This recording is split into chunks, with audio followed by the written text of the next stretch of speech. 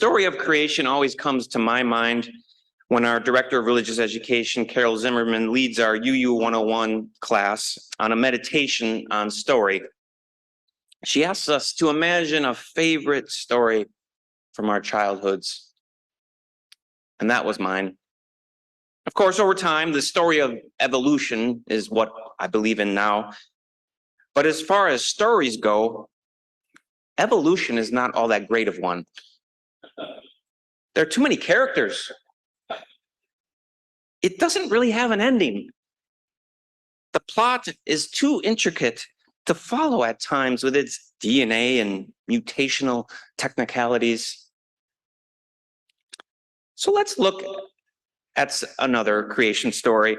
In the first creation story in Genesis chapter 1, that's the 6-day account where God creates light, atmosphere, dry land, moon, stars, then water life, ultimately land animals, and then all of creation culminates with humans who are made in no other than God's image. Then God says to the newly created humans, subdue nature, have dominion over the earth, be fruitful and multiply. And boy, have we done that. We humans in the West have used this as an apologetic text to dam up large rivers, to create seaways out of them, to place great steel bridges over them, to kill the last tree, to hunt the last whale, to colonize the last land and subdue indigenous peoples around the world. We have drilled, fracked, piped, and burned fossilized energy. With our godlike control over nature, with our rocket inventions and our towering skyscrapers, we imagined we are of the heavens. But Timothy Beale, a religious scholar and author of the book When Time is Short, calls it a bankrupt big story of godlike dominion and human exceptionalism. By the way, Timothy Beale's book is our congregation's common read. All are invited to read this book and participate in a conversation with the author, Timothy Beale, next Sunday at noon. There will be bagels. There are copies of the book available in our library. I just looked this morning. There's 2 copies ready to be taken out. It's a 130-page book. You can read it in a week. Timothy Beale will also be here in person October 14th as part of our culminating climate justice conference. And I'm going to quote Timothy Beale a little bit throughout this sermon, and it's really a reflection on reading a couple of chapters of that book. So at some point, creation just didn't make sense to me. Emergence makes a whole lot more sense. So I became a religious naturalist. Like many here, I centered my spirituality in the natural processes of life on earth. As I turn to the earth for my spirituality with the help of poets like Mary Oliver and ancient texts like the Tao Te Ching, I assumed I had to turn away from the Abrahamic tradition. But not so fast. When the Hebrew scriptures were put into their current form, they undertook some editing. Anything that seemed too polytheistic, pagan, or earth-centered was removed. But if you dig in this living, fertile ground of poetic myth, we can find remnants of a people who lived close to the land and had a spirituality that put divinity in the dirt.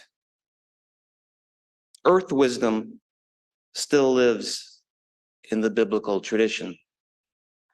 In the 2nd chapter of Genesis, which was part of our reading, there is a much more anthropomorphized story, more ancient, less cosmic in scale, and more humble in beginning. We've all probably heard it before, but we may have never fully grasped the earthiness of it. The story may seem secondary, but maybe should be primary. A stretch of ground in which it had not yet rained, pregnant with potential life, Beale says. God, like a divine artisan, creates the human form out of the ground. Then God breathes into this first human's nostrils the breath of life, ruah.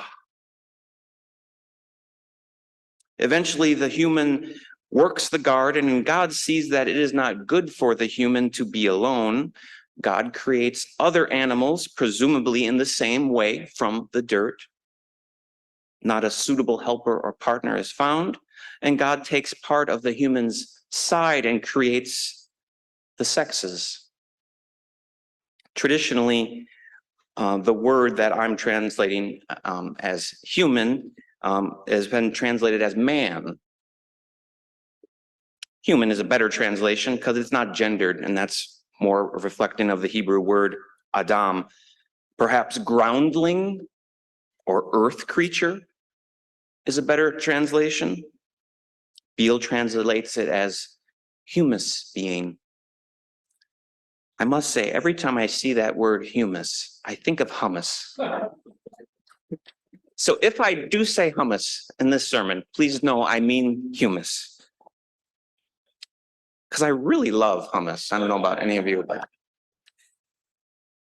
the first human is not just connected to the ground, but of the ground.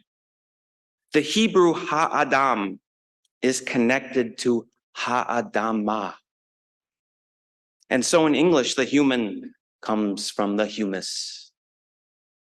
We are humble beings then, close to the ground, and with the exception of a few rich and famous people who blast their remains into space, our bodies will return to the earth.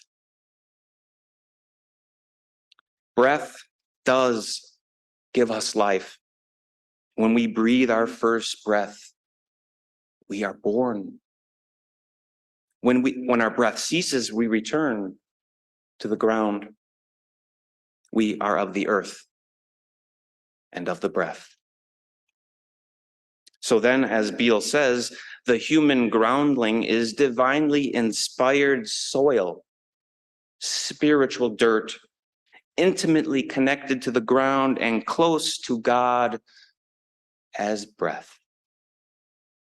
Therefore, we should carry with us an ethic of earth creaturely ecological interdependence, a grounded humility. In a world that is becoming more and more secular and more biblically illiterate, I think it's still a good idea to look back at these old passages. Sure, people have been reflecting on them for thousands of years, and these sacred stories are embedded in Western civilization. But I think it is our job as progressive religious people to re-envision, to reinterpret traditions and make them vibrant and alive once again. They are still, these old stories and myths, pregnant with possibility. A creation story helped us get into this mess we are in right now. Perhaps it's a creation story that can help get us out.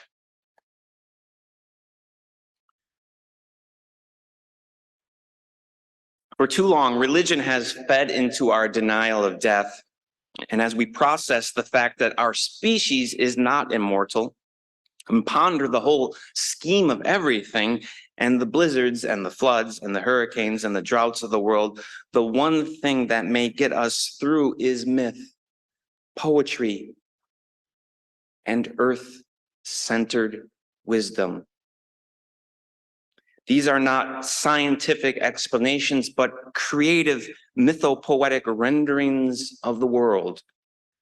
They are not meant to explain our origins. And this old creation story opens up more and more if we ask the question, what does this story say about the human being.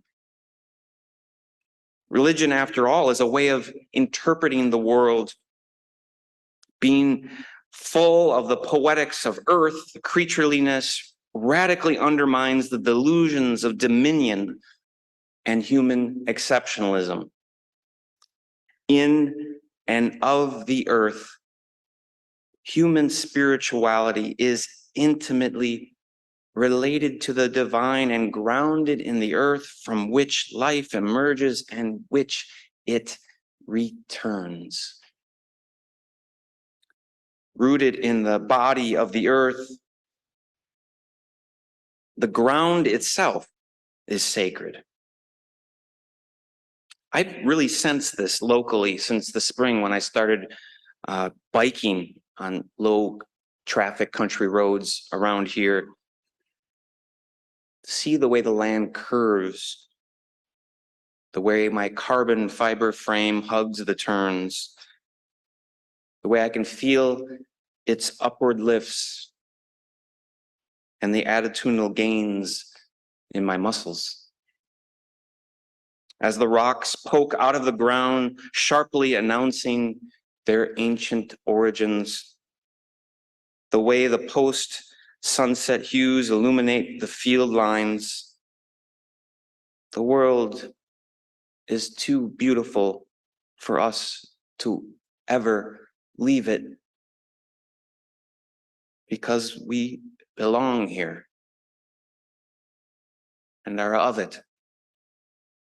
We are earth fleshiness and have this worldly embodiment. We have earth creatureliness with a dirty spirituality, animated by a force of life shared with all other earth creatures. We are God-breathed earth. We are of the ground, from the ground, and it is to the ground that we will return. Biblical myth and science agree here. We come from the ground. We live amidst a vast compost pile, pregnant with possibility. 2 weeks ago, we buried a longtime member, Pat Gengo. Pete Beekman dug the hole out, and Glenn Seymour, retired funeral director and friend of Pat's, poured her ashes into the hole, and we all placed small shovels full of dirt over the ashes in the hole. Our ancestors feed our soil with themselves. From our garden grows beautiful ground cover. Therefore, at the very least, pavement should be kept to a minimum. And earthbound mortal spirituality is what we need in our time. And please do not forget that ours is a short time. Time is short. The length of time that our human species may be alive is short. How should we live knowing this? With more tenderness, with reparations for the past. Let's live alive, aware of our care, but above all, let us live as humble beings, acting less like gods and more like earth creatures. Ultimately,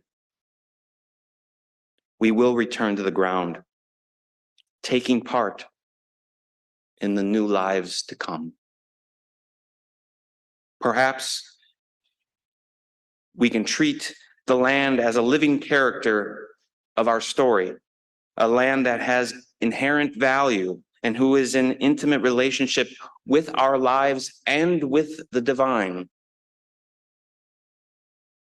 We are like grass that grows from the ground, Ha-Adam, from Ha-Adama, humans from humus, groundling from ground, earth creature from earth. To be humbled is to be brought low, brought back down from our exceptional delusions. Every death we encounter is not only a loss of someone, but a reminder of our short time here. May we all live close to the ground.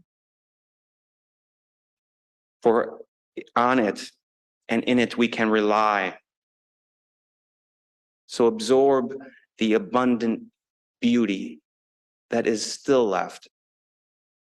May our humble experiences never be humiliating, but instead be a grounding for our lives.